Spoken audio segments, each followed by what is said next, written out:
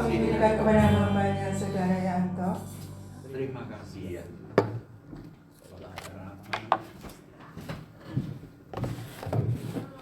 Seperti ujian yang kami naikkan Tuhan, bahwa Engkau satu-satunya di dalam setiap kehidupan kami. Ya Tuhan. Engkau satu-satunya yang kami andalkan, Engkau satu-satunya yang kami harapkan. Tiada yang lain dalam dunia ini yang dapat kami andalkan, yang dapat kami harapkan selain daripada Engkau. Biarlah pujian kami ini benar-benar keluar dari hati kami untuk dalam akan kerinduan kami akan Tuhan. Terima kasih Tuhan untuk penyertaan-Mu dalam ibadah kami. Kami akan bersama-sama merenungkan firman-Mu, biar firman-Mu menjadi tuntunan, firman menjadi terang di dalam setiap kami. Di dalam nama-Mu Tuhan kami Yesus Kristus kami berdoa. Amin. Ya, silakan duduk. Ibu-ibu dan saudara-saudara, ya, karena karena semua mayoritasnya adalah ibu-ibu dan kaum prianya cuman 4 ya. 1, 2, 3, 4. Ada si kecil cowok juga kan pria. Jadi kaum prianya 4. Ya, kita bersyukur kalau Tuhan masih memberi kesempatan dalam kita ya untuk kita bisa sama-sama beribadah di Gereja Tengger ini. Saya yakin dan percaya ketika Tuhan memberikan kesempatan kepada kita untuk kita hadir, untuk kita datang di dalam persekutuan-persekutuan, itu bukan karena istilahnya kalau kasarnya adalah kengangguran kita ya, karena kita nganggur di rumah usah ikut ibadah, enggak ya. Kan bisa kalau kita nganggur di rumah ngapain ikut ibadah? Mending di rumah tiduran, rebahan, nonton TV atau nonton drakor ya, kalau yang suka drakor, atau nonton azab ya, kalau di Indonesia itu azab, kalau di TV. Kalau saya nggak pernah nonton TV Bapak Ibu ya, karena nggak punya TV jadi nggak nonton TV. Kalau punya TV mungkin ya nonton TV, bukan bermaksud untuk supaya dibelikan TV, enggak. Saya nggak terlalu sering juga. Ya, ketika kita hadir di dalam persekutuan, di dalam ibadah-ibadah, yang pastinya saya yakin bukan karena kita kengangguran atau kita misalnya terus karena nggak ada kegiatan, terus kita datang dalam persekutuan enggak ya, tetapi karena kita memiliki kerinduan, karena kita istilahnya dalam hati kita memiliki kedekatan, kelekatan dengan Tuhan ya. Kita sebagai manusia ya pastinya kalau sedang nganggur ya mending di rumah aja, enak-enak lesi-lesi, nyantai-nyantai di depan TV. Tetapi karena kita memiliki kerinduan akan Tuhan, kita memiliki istilahnya perjumpaan dengan Tuhan, kita pastinya memiliki kelekatan mendekat kepada Tuhan, kita memiliki istilahnya hubungan yang erat, bergaul erat dengan Allah, pasti kita akan berusaha untuk istilahnya datang di dalam persekutuan-persekutuan. Bagaimana Tuhan di dalam kehidupan kita, Tuhan sudah menunjukkan segala sesuatu yang terbaik, yang pastinya ya, seperti kesaksian dari Ibu Eni, bagaimana Tuhan menolong, bagaimana Tuhan menyertai yang walaupun sakit, tetapi masih diberi kemampuan untuk bisa berjalan ya. Walaupun sakit masih bisa diberi kemampuan untuk melaksanakan mungkin kegiatan sehari-hari. Dalam renungan firman Tuhan pada malam hari ini saya akan membagikan bagaimana ketika kita memiliki hidup yang bergaul erat dengan Tuhan, yang pastinya itu bukan karena kemampuan atau kekuatan kita. Sejak kita mengenal Tuhan, ada kuasa yang lain, yaitu Roh Kudus yang ada di dalam setiap kehidupan kita untuk memberikan kepada kita kesadaran, memberikan kepada kita peringatan, memberikan kepada kita kemampuan untuk melaksanakan istilahnya melakukan kehidupan kita sehari-hari. Kalau kita menyadari bahwa kehidupan kita sehari-hari bukan karena kemampuan kita, tetapi karena kekuatan yang Tuhan berikan, karena ada Roh Kudus yang Tuhan berikan di dalam kehidupan kita. Mungkin kita berpikir bahwa di mana Roh Kudus dalam kehidupan saya? Saya nggak bisa bahasa roh. Ya, jangan sampai itu ibu-ibu ya. Ketika kita nggak bisa bahasa roh, bukan berarti Roh Kudus nggak ada, tidak. Terus ketika ada orang yang bisa berbahasa roh, terus mereka istilahnya rohaninya paling tinggi, enggak. Bahasa roh itu karunia, ibu-ibu ya. Bahasa roh itu karunia, bukan istilahnya sesuatu barang murahan yang atau sesuatu yang bisa diajarkan atau bisa dipelajari, enggak bisa ya kan. Beberapa kali saya ngomong juga kemarin di remaja muda, jangan sampai kita istilahnya ada orang yang mengajari kita bahasa roh, jangan sampai mau ya. Itu adalah ajaran sesat saya bilang. Kenapa saya katakan sesat? Bahasa roh itu nggak bisa diajarkan, ibu-ibu ya. Bahasa roh itu tidak bisa dicontoh atau ditiru, nggak bisa. Itu semua karunia Tuhan. Kalau Tuhan nggak memberikan kepada kita sampai kita puasa jungkir balik, yo nggak bisa. Mungkin Tuhan memberikan karunia lain pada kita, karunia untuk bersaksi, karunia untuk menginjil, itu karunia. Enggak harus karunia itu berbahasa roh. Tapi saat ini ketika kita melihat yang paling banter adalah dicari-cari adalah karunia bahasa roh dan karunia mujizat, ya kan? Karunia mujizat untuk bisa menyembuhkan, karunia bahasa roh untuk bisa berbahasa roh. Kalau ibadah, kalau nggak bahasa roh, istilahnya nggak marem. Kalau ibadah nggak bahasa roh, nggak maknyes gitu. Enggak, itu sesuatu yang bukan yang benar. Tetapi kalau ada orang yang bisa berbahasa roh, ya puji Tuhan, itu karunia Tuhan, karunia yang Tuhan berikan. Jadi ketika kita mungkin bisa berbahasa roh, bukan untuk menjadi bangga-banggaan, bukan untuk menjadi istilahnya aku lebih rohani dari Bapak Ibu, yang enggak. Saya sendiri pun sampai saat ini tidak bisa atau enggak dikasih bahasa roh. Tapi Tuhan mungkin memberikan karunia yang lain dalam kehidupan saya. Kita memiliki bagaimana kita hidup bergaul dengan Allah, hidup yang erat dengan Tuhan. Saya akan bagikan perlindungan firman Tuhan di dalam Mazmur pasal 91 ayat yang ke-14 sampai yang ke-16. Saya akan membacakan Mazmur 91 ayat 14 sampai yang ke-16. Sungguh hatinya melekat kepadaku, maka aku akan meluputkannya, aku akan membentenginya, sebab ia mengenal namaku. Bila ia berseru kepadaku, aku akan menjawab, aku akan menyertai dia dalam kesesakan, aku akan meluputkannya dan memuliakannya. Dengan panjang umur dan akan kukenyangkan dia, dan akan kuperlihatkan kepadanya keselamatan daripadaku. Amin. Ini adalah salah satu seruan doa yang kalau kita baca di dalam keseluruhan, bagaimana abdi Allah yaitu Musa yang terkenal dengan seorang hamba yang begitu setia, hamba yang istilahnya orang yang sangat berkenan kepada Tuhan. Dan di sini dia menuliskan bagaimana doa-doanya, dan ketika dia menuliskan doa-doanya dan juga ada jawaban yang daripada Tuhan, bagaimana Tuhan memberikan suatu jawaban di dalam doa-doa Musa, bagaimana Tuhan menyatakan bahwa sungguh hatinya melekat kepadaku, maka aku akan meluputkannya. Bagaimana ketika Musa, ketika orang-orang yang seperti kita mungkin juga di dalam kehidupan kita, ketika kita memiliki kedekatan dengan Tuhan, ketika kita melekat dengan Tuhan, ada berkat-berkat yang Tuhan janjikan. Berkat Tuhan bukan hanya istilahnya kita memiliki kehidupan yang mapan, kehidupan yang serba kecukupan, kehidupan yang segala sesuatunya ada ketika kita memerlukan. Tidak, berkat Tuhan banyak sekali ya. Salah satunya adalah bagaimana berkat Tuhan yang Tuhan nyatakan adalah aku akan meluputkannya, membentengi dalam kehidupan. Tuhan akan membentengi dalam kehidupan kita karena kita mengenal namanya. Bagaimana penyertaan Tuhan, perlindungan Tuhan di dalam kehidupan kita yang Tuhan nyatakan bukan saja ketika kita mendapatkan berkat hanya berkat-berkat secara apa yang kita miliki, tetapi adalah penyertaan Tuhan, perlindungan daripada Tuhan. Kalau kita mengingat atau membaca di dalam kisah dari kehidupan daripada Daniel yang begitu sangat dekat dengan Tuhan, hubungannya dengan Tuhan, ketika dia dimasukkan di dalam gua singanya tidak memakannya. Yang secara manusia pasti ketika singa yang lapar dikasih manusia atau umpan daging pasti akan dimakan.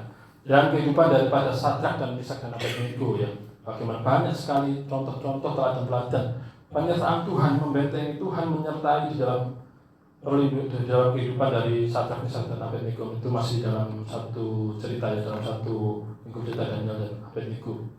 Ketika mereka dimasukkan ke dalam dapur api yang menyala-nyala, yang panasnya 7 kali lebih panas dari api biasa, dan mereka berkata bahwa sekalipun Tuhanku tidak menolong aku tetap percaya kepada Tuhan, dan Tuhan menyertainya. Tuhan tidak istilahnya meninggalkan. Itulah bentuk penyertaan Tuhan. Dan juga kalau kita melihat juga bagaimana penyertaan Tuhan ketika orang-orang istilahnya hamba-hambanya, umat-umat berseru kepada Tuhan, Tuhan melindungi, yaitu seperti Nabi Elia di dalam kehidupannya ketika dia harus menjalani istilahnya bermusuhan dengan para hamba-hamba atau setiap para nabi-nabi palsu ya, nabi-nabi Baal. Dalam kehidupan dari Elia, dia harus berperang melawan nabi-nabi Baal yang begitu banyak. Tetapi penyertaan Tuhan begitu nyata. Penyertaan Tuhan begitu nyata di dalam setiap kehidupan daripada para hamba-hambanya, para orang-orang yang takut akan Tuhan. Bagaimana penyertaan Tuhan, Allah yang membentengi, Allah yang menyertai di dalam setiap kesesakan yang mereka alami. Demikian di dalam kehidupan kita ketika kita memiliki hubungan yang erat. Saya katakan tadi bahwa ketika kita hadir dalam persekutuan dengan Tuhan melalui gerejanya, itu karena Tuhan, karena Yesus, karena Roh Kudus memberikan kemampuan kepada kita untuk kita hadir dan sebagai bukti kerinduan kita, sebagai bukti bahwa kita memiliki kedekatan dengan Tuhan, memiliki hubungan yang erat dengan Tuhan. Sehingga ketika kita hadir, pasti ada berkat-berkat yang Tuhan janjikan. Berkat-berkat di dalam kehidupan kita, bukan hanya kita berpikir bahwa oh ya berkat Tuhan itu segala sesuatu yang kita dapatkan dengan segala sesuatu dengan segala sesuatu yang kita perlukan. Ya. Tidak, jangan sampai kita berpikir bahwa berkat Tuhan hanya beberapa materi-materi yang kita dapatkan, tetapi pernyataan Tuhan, perlindungan Tuhan, dan di mana Tuhan menyertai di dalam segala sesuatu dalam kehidupan kita. Dan di dalam kedekatan kita dengan Tuhan pasti juga ada jawaban-jawaban doa. Ya, jawaban doa itu tidak hanya selalu istilahnya ya, Ibu ya. Jawaban doa tidak harus selalu saat ini. Jawaban doa terkadang itu panjang, lama, tidak serta-merta ketika kita berdoa saatnya langsung ada di depan kita seperti istilahnya Salapim, tidak. Tetapi doa itu dibutuhkan, di dalam doa itu dibutuhkan suatu ketekunan. Di dalam doa itu dibutuhkan yang namanya istilahnya kerendahan hati kita, mungkin ketekunan dan kesadaran hidup kita. Ketika kita berdoa dengan sadar kepada Tuhan, apa sih yang menjadi istilahnya kebutuhan kita, apa yang menjadi keperluan kita, pasti Tuhan akan mencukupkan. Bagaimana Tuhan Yesus itu mengajarkan di dalam kehidupan kita ketika di dalam doa Bapa kami, yang Yesus ajarkan adalah berikanlah kami pada hari ini makanan kami yang secukupnya. Bukan berikanlah kepada kami makanan kami, tidak, tetapi berikanlah pada kami hari ini, ya kan? Bukan berikanlah pada kami makanan kami. Kalau Tuhan memberikan makanan kami bukan pada hari ini, ya Tuhan bisa memberikan makanan, besok kita nggak berdoa, besok kita tidak berharap kepada Tuhan. Tetapi ketika kita memberi, Tuhan mengajarkan, Yesus mengajarkan, berikanlah kami pada hari ini makanan kami secukupnya. Ya, saat ini kita berdoa kepada Tuhan untuk meminta makanan, besok kita kembali berdoa lagi. Itu menunjukkan bagaimana Tuhan mengajarkan kehidupan kita untuk kita memiliki ketergantungan hidup kita kepada Tuhan. Jangan sampai hidup kita menggantungkan hidup kita dengan segala sesuatu yang kita miliki, tetapi setiap doa-doa yang kita panjatkan, setiap doa-doa yang kita naikkan itu adalah bukti bahwa kita memiliki ketergantungan kepada Tuhan. Karena hidup kita tidak akan pernah bisa istilahnya menjalani hidup ini tanpa penyertaan Tuhan. Mungkin kita melihat orang-orang di sekitar kita, orang-orang yang tidak mengenal Tuhan, mereka loh ya tidak berdoa, mereka tidak mengenal Yesus, tapi mereka ya urip-urip aja. Mereka sehat-sehat saja, mereka bekerja dengan istilahnya mungkin lebih baik daripada kita kehidupannya. Mungkin mereka ketika mereka dalam segala sesuatu yang mereka lakukan, mereka sepertinya ya wis nggak ada masalah, ya. Tapi kita hanya bisa melihat secara luarnya saja, kita tidak pernah bisa melihat kedalaman hatinya. Ketika kita melihat semua yang mereka lakukan sepertinya biasa-biasa saja, sepertinya berjalan dengan istilahnya dengan sewajarnya, ya, karena Tuhan itu memberikan kasih-Nya, Tuhan itu memberikan istilahnya wahyu-Nya itu kepada semua orang. Tuhan tidak membedakan hujan, Tuhan tidak memberikan hujan hanya kepada orang Kristen saja, tidak. Kan kita nggak melihat bahwa orang Kristen yang ketika hujan, orang Kristen yang kehujanan, atau kepanas, orang Kristen yang kepanasan. Enggak, semua orang kehujanan juga kepanasan. Tetapi ketika Tuhan memberikan hati di dalam kehidupan kita untuk mengenal Dia, itu adalah karunia yang besar, Ibu-ibu ya. Tidak semua orang yang dimana Tuhan memberikan kasih karunia-Nya, mereka bisa menerima. Mungkin mereka memiliki kehidupan di saat ini, kehidupan yang baik saat ini. Tetapi kita juga nggak tahu bagaimana kehidupan mereka selanjutnya. Kalau di dalam iman Kristen adalah kita hidup di dalam dunia itu sekali, habis itu ya kita hidup lagi di dalam kehidupan bersama dengan Tuhan. Jadi hidup kita itu 2 kali. Jadi kita hidup mati hidup. Kalau orang yang tidak mengenal Tuhan, hidup mati mati, ya sudah. Bagaimana selanjutnya? Ya kita nggak tahu, tetapi kita tetap berdoa supaya mereka yang tidak mengenal Tuhan juga mereka diberi istilahnya hati yang terbuka untuk menerima Tuhan, untuk menerima kehidupan. Bukan berarti ketika saya ngomong di sini terus menghakimi, berarti orang yang tidak mengenal Tuhan masuk neraka. Bisa jadi gitu ya. Orang yang mengenal Tuhan aja bisa kok. Kalau hidupnya tidak sungguh-sungguh, kalau hidupnya hanya istilahnya ngintir ya. Atau mengalir di dunia ngomong apa gitu ke sana, dunia ngomong kiri kanan ya tidak. Tetapi ketika kita hidup percaya dengan Tuhan, kita bersandar kepada Tuhan, kita memiliki hubungan yang erat dengan Tuhan, Tuhan pasti menjawab setiap doa-doa kita. Mungkin kita memiliki pergumulan, Ibu ya. Saya pasti tahu setiap ibu-ibu di sini memiliki pergumulan, entah itu pergumulan yang berat, entah itu pergumulan yang ringan. Pastinya kita semua memiliki pergumulan. Saya pun juga memiliki pergumulan. Pergumulan saya juga mungkin berbeda dengan ibu-ibu di sini, pasti ya. Tapi kita tetap berharap kepada Tuhan. Kita tetap percaya bahwa Tuhan itu menjawab. Ya, mungkin jawaban Tuhan tidak sekarang. Mungkin jawaban Tuhan 5 atau 10 tahun lagi setelah kita tua. Ya, tidak tahu. Tetapi jawaban Tuhan itu pasti iya. Pasti iya akan dijawab. Ya mungkin ada jawaban Tuhan yang tidak dijawab, ada. Tujuannya pasti ada tujuannya ketika Tuhan tidak menjawab. Seperti Rasul Paulus. Ya. Ketika Rasul Paulus berdoa di dalam segala kelemahan dalam tubuhnya, di mana Rasul Paulus memiliki kelemahan, yaitu yang katanya adalah penyakit yang tidak istilahnya menggocok imannya atau membuat dia lemah, tetapi dia tetap berdoa. Tapi pada kenyataannya Tuhan istilahnya tidak mengangkat penyakitnya. Apakah Paulus lemah dalam kehidupannya? Tidak. Paulus tetap menjadi berkat. Jangan jauh-jauh di dalam kehidupan saat ini. Kalau kita melihat mungkin ibu-ibu juga pernah mendengar kesaksian dari Ibu Eliata. Siapa yang tidak kenal, semua kenal kan Ibu Eliata. Ibu Eliata itu mengalami, dulunya itu sehat. Kalau pergi-pergi itu ke Cirebon kemana itu sendiri bawa koper. Saya tahu karena saya sering ngantar kalau Cirebon ke stasiun itu ngantar bawa pergi sendiri, bawa koper, bawa berjalan dari ke Cirebon ke Semarang sering dulu. Setelah itu sakit yang begitu sangat lama. Sakitnya itu ya lumayan lama karena sakit apa namanya?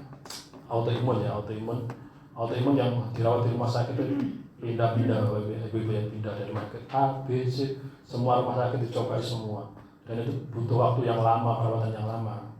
Kenapa saya tahu ya? Saya tahu karena beberapa kali saya juga mengantarkan ketika harus ke rumah sakit atau kontrol juga, dan di situ bahwa bukan berarti terus Ibu Eliata itu nggak pernah berdoa, ya berdoa, tapi kenyataannya autoimunnya nggak sembuh, ya kan nggak sembuh. Harus hidup dengan keterbatasan, yaitu sampai saat ini ya kelihatan sehat, tapi ketika makan apa yang tidak boleh dimakan terus dimakan, sudah biasanya langsung badannya itu gede semua. Terus ketika kesentuh apa langsung ada merah semua karena autoimun. Jadi nggak boleh, ada larangan makanan dan segala sesuatunya, banyak sekali larangan makanan yang tidak boleh dimakan. Tapi apakah itu melemahkan ya istilahnya beliau untuk tidak berdoa? Ya, beliau tetap berdoa Ibu ya. Kalau pagi, saya pun kadang malu, saya sama mahasiswa sering absen doa pagi, tetapi Bu Eliata itu nggak pernah absen. Absennya mungkin kalau keluar kota baru, tapi sejak sakit jarang keluar kota, jadi ya nggak pernah absen kalau doa pagi. Doa pagi pun nggak pernah istilahnya nggak mendoakan setiap kita kadang ada beberapa semacam di sini sebutkan 1, 200 semua disebutkan. Ya. Dia tetap memiliki pengharapan kepada Tuhan yang walaupun sakitnya tidak diangkat 100% sembuh, tetapi beliau masih memiliki pengharapan dan tetap istilahnya menjadi pendoa bagi jemaat-jemaat Tuhan, bagi gereja kita. Itu adalah kesaksian yang mungkin kita bisa melihat secara langsung. Kita tidak usah melihat jauh-jauh, kita tidak bisa melihat orang-orang yang mungkin tidak kita kenal. Kita melihat saja orang yang kita kenal. Beliau memiliki penyakit yang begitu sangat melemahkan ya. Kalau mungkin orang lain ya harus nyerah lah, ngapain susah-susah harus pagi-pagi benar bangun terus doa. Doanya kan jam 5 ya Ibu ya. Jam 5 berarti bangunnya nggak kayak setengah 5, nggak mungkin kan doa jam 5 bangunnya jam 5, enggak. Kita aja yang di gereja kan doa jam 5 bangunnya jam 5:05, jam 5:03, mepet gitu karena kita menyepelekan rumahnya tinggal langkah. Tapi ketika sudah itu nggak bangun, banyak kan gitu. Tapi saya salut dengan Ibu Eliata bagaimana beliau memiliki ketekunan, dia memiliki hubungan yang erat dengan Tuhan, hubungan yang erat dengan kita para jemaat yang ada di gereja. Bagaimana beliau tetap mendoakan satu persatu.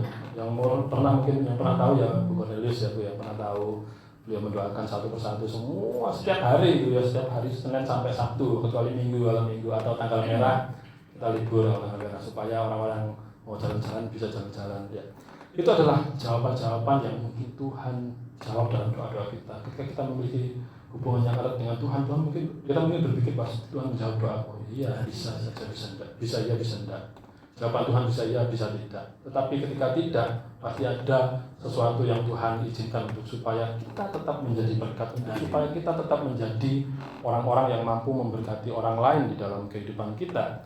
Di dalam hubungan kita dengan Tuhan, ketika kita memiliki hubungan yang erat dengan Tuhan, pasti Tuhan akan memberikan keselamatan dalam kehidupan kita, memberikan umur panjang. Dengan ayat 16 dengan umur panjang Dengan panjang umur akan kukenyangkan dia dan akan kuperlihatkan kepadanya keselamatan daripadaku. Demikian janji Tuhan di dalam kehidupan daripada orang-orang percaya. Bagaimana janji Tuhan yang Tuhan menjanjikan kepada Musa kalau dia akan memimpin dan dia akan menjadi orang yang memimpin bangsa Israel dan menyertai dalam kehidupannya. Musa yang terkenal dengan orang yang rendah hati, hati yang lemah lembut, tapi pada kenyataannya ketika sesuatu terjadi dalam kehidupannya, Tuhan mengizinkan dia memiliki hati yang istilahnya memberontak atau misalnya ngamuk pada bangsa Israel. Tetapi Tuhan masih menyertai, dan karena pelanggaran atau bukan karena pelanggaran, karena kedegilan hati dari para bangsa Israel, Tuhan tidak mengizinkan dia masuk ke tanah Kanaan.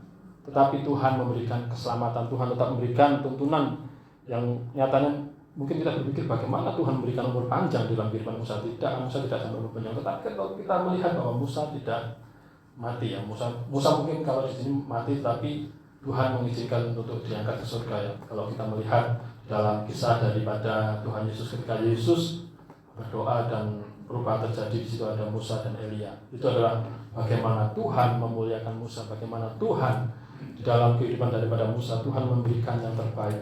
Di dalam kehidupan kita, ketika Tuhan dalam kehidupan kita memiliki hubungan yang erat, bergaul erat dengan Tuhan, Tuhan akan memberikan kepada kita kesehatan, kekuatan. Mungkin Tuhan memberikan kepada kita umur panjang. Yang pastinya Tuhan di mana Tuhan menyatakan bahwa Tuhan memberikan kepada kita usia 70 sampai 75 dan selebihnya adalah anugerah Tuhan. Itu adalah berkat kemurahan Tuhan ketika kita memiliki usia yang lebih daripada 75 sampai 80. Itu adalah anugerah Tuhan yang patut kita syukuri bahwa Tuhan masih memberikan kepada kita kekuatan hingga saat ini.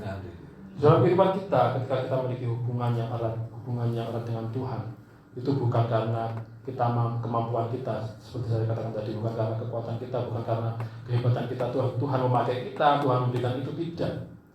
Tapi ada kuasa Roh Kudus yang kemarin pada 2 minggu yang lalu dalam peringatan Hari Pentakosta, kita memperingati bukan supaya kita istilahnya dipenuhi dengan Roh Kudus kembali. Berarti Roh Kudus adalah seperti sesuatu yang datang dan keluar, datang dan pergi sesuka hatinya, dengan tidak. Tetapi Roh Kudus yang ketika hadir dalam kehidupan kita, hadir selalu. Kalau mungkin ada yang mengajarkan Roh Kudus itu keluar dan masuk, atau kita memanggil Roh Kudus untuk supaya masuk dalam kehidupan kita, ya mungkin itu hanya pembahasan. Tetapi Roh Kudus itu selalu ada di dalam kehidupan kita. Roh Kudus selalu menyertai kehidupan kita. Roh Kudus selalu memberikan istilahnya peringatan di dalam kehidupan kita, menyadarkan kita untuk kita selalu memiliki kerinduan dengan Tuhan. Kita memiliki selalu kerinduan untuk kita selalu belajar kebenaran firman Tuhan di dalam kehidupan kita. Dalam firman Tuhan pada malam hari ini memberikan di dalam kehidupan kita semangat kembali, menyadari bahwa kita itu harus memiliki hubungan yang erat dengan Tuhan, agar di dalam kehidupan kita Tuhan selalu memberkati kita, Tuhan selalu menyertai kita, Tuhan selalu membentengi kita, Tuhan selalu menjadi sumber jawaban di dalam setiap doa-doa kita. Saya yakin dan percaya bahwa ibu-ibu semua di sini adalah orang-orang yang memiliki hubungan yang baik dengan Tuhan, memiliki pergaulan atau hubungan yang erat dengan Tuhan. Saya yakin dan percaya bahwa setiap kita dipanggil oleh Tuhan untuk menjadi anak-anaknya yang istilahnya rajin, atau ya kalau rajin istilahnya memiliki kedekatan dengan Tuhan yang baik dalam kehidupan kita. Bagaimana gereja seperti Gereja Isa Masih Surabaya, katanya kalau dulunya itu dibangun oleh karena doa-doa dari para ibu-ibu dan para orang-orang tua, ya janda-janda yang tua, yang bagaimana mereka berdoa untuk supaya gereja dapat dibangun, gereja menjadi besar. Itu karena doa-doa yang kuat dari para kaum wanita. Jadi tidak salah sampai saat ini kalau gereja itu yang penuh dengan kaum wanita. Ya kita tetap berdoa. Saya yakin dan percaya ibu-ibu di sini memiliki kedekatan dengan Tuhan, ibu-ibu memiliki hubungan yang baik dengan Tuhan. Mari kita juga bersama-sama berdoa kepada Tuhan untuk supaya Tuhan juga menggerakkan para orang-orang, khususnya juga mereka yang belum mengenal Tuhan, untuk mereka juga bisa mengenal Tuhan melalui kehidupan kita, bisa mengenal Tuhan melalui setiap apa yang kita lakukan. Dan kita berdoa untuk setiap orang-orang yang memiliki iman yang lemah, untuk mereka juga memiliki semangat hidup, untuk mereka memiliki semangat datang di dalam Tuhan, untuk supaya dalam kehidupan mereka juga mereka memiliki kekuatan iman yang kokoh di dalam pengiringan mereka kepada Tuhan. Firman Tuhan pada malam hari ini mengingatkan dalam kehidupan saya juga bahwa Tuhan memberikan kekuatan, Tuhan memberikan kemampuan di dalam kehidupan saya untuk saya boleh menjalani semuanya ini. bukan karena kehebatan saya, bukan karena saya lebih atau lebih baik daripada ibu-ibu atau yang ada di sini, lebih memiliki hubungan yang erat dengan Tuhan. Tidak, saya juga sama dengan mungkin dengan ibu-ibu ya. Saya juga belajar untuk selalu belajar bagaimana memiliki hubungan yang baik dengan Tuhan, memiliki relasi yang baik dengan Tuhan. Selalu belajar dalam kehidupan saya sehari-hari. Sehari-hari itu dipenuhi dengan belajar dan dipenuhi dengan setiap perjuangan. Kita tidak akan pernah bisa istilahnya sajik-sajik ketika kita mengenal Tuhan terus kita memiliki hubungan yang baik dengan Tuhan. Tidak, kita membutuhkan latihan-latihan. Ketika memasak pun ataupun segala sesuatu kita dibutuhkan latihan-latihan supaya kita bisa memasak dengan enak. Kita dibutuhkan latihan untuk kita mungkin bisa terampil dalam segala bidang yang kita kerjakan. Biarlah firman Tuhan menjadi kekuatan, peringatan untuk kita menjalani hari-hari kita dengan lebih baik lagi, bahwa ada Roh Kudus dalam kehidupan kita yang memampukan kita untuk memiliki hubungan yang erat, hubungan pergaulan yang erat dengan Tuhan, bukan pergaulan yang erat dengan dunia, tetapi pergaulan yang erat dengan Tuhan, dan menjadikan hidup kita beda bukan berarti terus kita menjadi seperti Superman yang berbeda daripada orang-orang yang ada di sekitar kita, tidak, tetapi menjadi orang yang menjadi berkat, menjadi orang yang menjadi panutan, contoh bagi orang-orang di sekitar kita. Mari kita berdoa. Ya, bersyukur ya Tuhan untuk kesempatan pada malam hari ini ketika firman-Mu mengingatkan kembali di dalam kami, untuk kami boleh memiliki hubungan yang baik dengan Tuhan dalam setiap apapun yang kami lakukan. Ketika kami memiliki hubungan yang baik dengan Engkau, pasti kami mampu bisa menjadi berkat di dalam hidup kami bagi orang-orang di sekitar kami. Bukan hanya kami mengharapkan berkat-berkat Tuhan ketika kami memiliki hubungan yang baik dengan Tuhan.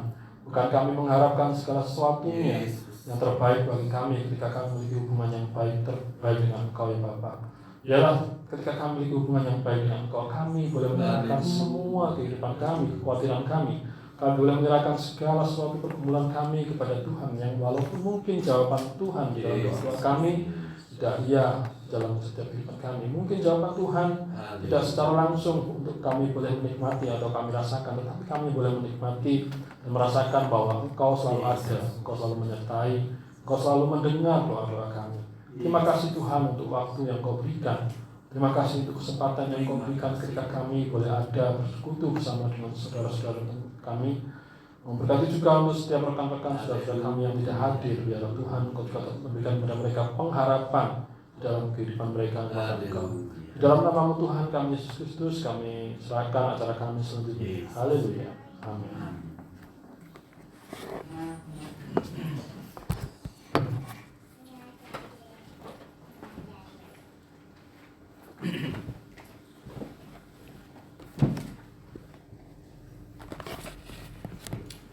Puji Tuhan, saudara-saudaraku, kita boleh diberkati firman Tuhan pada malam hari ini. Ya, sungguh luar biasa. Kiranya kita tetap melekat kepada Tuhan. Dan Tuhan berkati Saudara Yanto yang boleh berbagi kebenaran firman Tuhan pada malam hari ini. Tuhan Yesus memberkati.